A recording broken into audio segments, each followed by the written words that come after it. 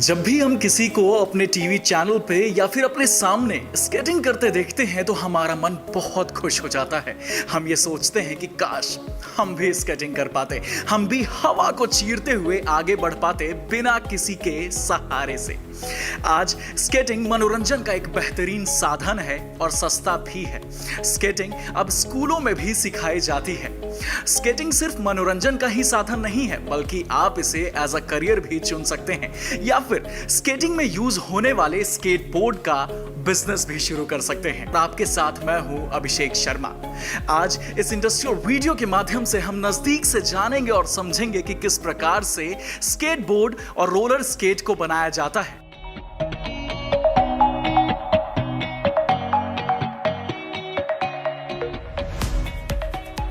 So finally अब हम unit के अंदर आ चुके हैं और हमारे साथ मौजूद है जैस्पो वर्ल्ड वाइड के MD Mr Ranjit Singh. Sir, यहाँ पे मैं देख सकता हूँ कि रॉ मटेरियल्स रखे हुए हैं। ये रॉ मटेरियल कहाँ से आते हैं और ये एग्जैक्टली किस लकड़ी से बना होता है सर? बिल्कुल, ये बहुत अच्छा सवाल है। वाकई हमने कम से कम 2-3 साल लगाए सिर्फ इसी R&D में कि रॉ मटेरियल यहाँ पे मिलना सबसे बड़ा चैलेंज था। और उसमें जिसमें कि कैनेडियन मैपल जो है वो सबसे मुश्किल था ढूंढना हमें, क्योंकि यहाँ पे कोई भी लकड़ी ऐसी नहीं है जिसपे कि आप स्केटबोर्ड बना सको, एक ड्यूरेबल स्केटबोर्ड बना सको जिसको कि एक प्रोफेशनल लेवल का प्लेयर चला सके। सर, आपने रॉ मटेरियल के बारे में बताया। अब मैं आपसे जानना चाहूँगा पूरे प्रोसेस के बारे में। आप मुझे और हमारे व्यूअर्स को बताइए कि किस प्रकार से स्केटबोर्ड को बनाया जाता है। ये एक राउटर कटिंग मशीन है CNC, इससे कि हम पूरा एक्यूरेटली स्केटबोर्ड को एक एग्जैक्ट शेप में काटते हैं, जिससे कि आपको कटिंग के बाद ये शेप मिल जाती है, जिसमें कि स्केटबोर्ड का पूरा एनाटॉमी जिसको हम बोलेंगे कि उसका नोज होता है, टेल होती है, बेंड होते हैं, accurately everything is precise. Sir, अभी आपने हमें कटिंग के बारे में बताया, तो अब प्लीज हमें बताइए कि कटिंग के बाद अगला प्रोसेस क्या है और प्लीज हमें आप उस तरफ ले चलिए। जी, अगला प्रोसेस होता है इसकी फिनिशिंग का, इसके जो शार्प एजेस हैं इनको मोल्ड करने का, राउंड करने का, उसके बाद इसका जो बैकग्राउंड है उसको पूरा पेंट करने का, उसके बाद प्रिंट करने के लिए, इसको ग्लैमरस लुक देने के लिए अगला प्रोसेस होता है इसको पेंट एंड प्रिंट कर। ये हमारा पेंट बूथ है। यहाँ पे लड़का मतलब पहले इसको डबल ट्रिपल कोटिंग में पेंट करेगा जब तक कि फिनिशिंग प्रॉपर ना आ जाए। पेंट के बाद नेक्स्ट प्रोसेस होता है उसकी प्रिंटिंग का, जो कि बहुत बड़ा रोल प्ले करता है एक स्केटबोर्ड के ग्लैमर को बढ़ाने के लिए। तो उसके लिए हमने जो वर्ल्ड क्लास एक UV प्रिंट मशीन है उसको इंस्टॉल किया हुआ है। आइए दिखाते हैं कैसे वो प्रिंट करती है। मेरे हाथ में एक पीस है जो कि प्रिंटेड है। ऐसा एक रिजल्ट आता है स्केटबोर्ड को प्रिंट करने के बाद। जो प्रिंटिंग अभी हो रही है वो आप मेरे पीछे देख रहे हैं कि कैसे वो उसको कमांड मिली है, वो पूरी तरह से हर एक चीज़ को प्रिसाइजली प्रिंट कर रहा है। प्रिंटिंग के बाद आपने देखा कि हम इस कंडीशन में स्केटबोर्ड को यहाँ पे लेके आए हैं। अब इसके बाद क्या होता है कि ऊपर वाला जो सरफेस है उस पर ग्रिप टेप को पेस्ट किया जाता है, एक अच्छे ग्लू के साथ उसको पेस्ट किया जाता है, जिसके बाद उसका जो लुक्स है वो थोड़ा इस तरीके का आपको नज़र आएगा। पीछे से प्रिंटेड एरिया है और आगे से पूरा ग्रिप टेप से हमने कवर कर दिया। उसके बाद आता है जो सबसे ज़रूरी पार्ट होता है स्केटबोर्ड का, वो होता है उसके ट्रक्स, जिसकी सपोर्ट की वजह से ही कोई भी स्केटबोर्डर स्टंट्स कर पाएगा। तो वो एल्यूमिनियम के जो ट्रक्स होते हैं उसको हम लगाते हैं, तो उसको अलाइन करना पड़ता है बिल्कुल सीधे से। अगर थोड़ा सा भी अलाइनमेंट में कुछ गड़बड़ हो जाए तो स्केटबोर्ड बिल्कुल ही परफॉर्मेंस देने में फेल हो जाएगा। तो ऐसा कुछ फाइनल लुक आता है स्केटबोर्ड का पूरी असेंबली होने के बाद। क्वालिटी चेक जो होता है असेंबली का, उसके बाद प्रोडक्ट पहुंच जाता है एक पैकेजिंग सेक्शन में।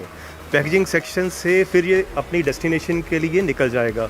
तो उससे पहले हमें ये चेक करना होता है जो प्रोडक्ट हमें QC से आया है, असेंबली से आया है, वो पूरी तरह से बना है या नहीं। तो इसलिए हमने यहाँ पे भी एक QC सेक्शन रखा है जो कि इसका परफॉर्मेंस चेक करता है। उसके बाद इसके ऊपर एक पॉलीथीन एक रैप किया जाता है। उसके बाद इसको फाइनल एक काफ़ी अच्छे थिकनेस वाले बॉक्स में डाल के फाइनल पैकेजिंग के लिए रेडी किया जाता है।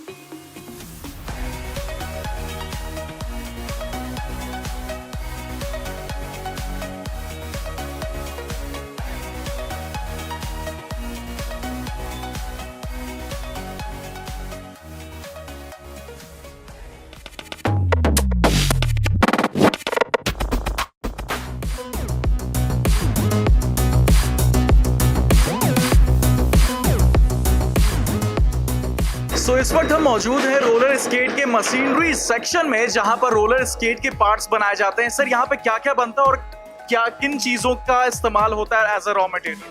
जी अभिषेक, ये मशीन सेक्शन है। बेसिकली इंजेक्शन मोल्डिंग मशीन्स हमने लगाई हुई यहाँ पे।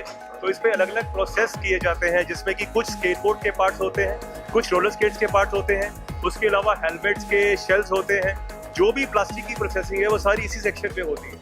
और प्लास्टिक का जो रॉ मटेरियल है वो बेसिकली इंडियन ऑयल से, रिलायंस से, गेल से, इनसे हम सोर्स करते हैं। और ये छोटे छोटे जो पार्ट्स हैं, मैं दिखाऊंगा कि ये रोलर स्केट्स का जो एक बड़ा छोटा सा पार्ट है, ऐसे पार्ट्स हैं, इनको अलग अलग मशीन और अलग अलग मोल्ड से निकाला जाता है। उसके बाद असेंबली सेक्शन में भेजा जाता है।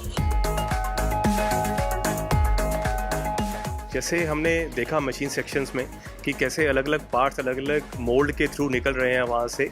उसके बाद सभी पार्ट्स को इस असेंबली एरिया में लाया जाता है, जहाँ पे एक डेडिकेटेड टीम और उनके जो QC सुपरवाइज़र हैं वो सब मिल के एक फाइनल प्रोडक्ट को बनाते हैं। मैं आपको दिखाता हूँ, ये फाइनल रोलर स्केट्स है। जो नीचे हमने इस मशीन एरिया में देखा था वो अलग अलग पार्ट्स है, जिन सब को हमने असेंबल करके एक फाइनल रोलर स्केट्स में कन्वर्ट कर दिया है। इसमें ये फ्लैप्स आते हैं, व्हील्स आते हैं, इनके बेरिंग्स आते हैं और काफ़ी नट बोल्ट्स आते हैं। इन सब को बहुत ध्यान से, बहुत डेडिकेटेडली बनाया जाता है ताकि बाद में कुछ गलत कंसिक्वेंसेस ना आ जाए। तो ये एक फाइनल स्केट्स हैं। अभी ये एक बिगिनर स्केट्स है। ये एडजस्टेबल स्केट्स होते हैं जिसमें कि हम शूज़ साथ में नहीं देते हैं, और शूज़ जो है वो जो स्केटर वो अपने शूज़ डाल के इसको अपने साइज़ के हिसाब से एडजस्ट करके किसी भी साइज़ में कन्वर्ट करके चला सकता है। जो नेक्स्ट लेवल होता है वो है इंटरमीडिएट का लेवल होता है, जिसमें कि शू वाले स्केट्स आ जाते हैं, जिसमें हम शूज़ जो है वो चेसी के ऊपर फिक्स करके देते हैं। उसके बाद ये प्रोडक्ट जो है वो भेजे जाते हैं पैकेजिंग एरिया में, जहाँ पे इनका फाइनल पैकेजिंग होता है, फिर डिस्पैच होता है।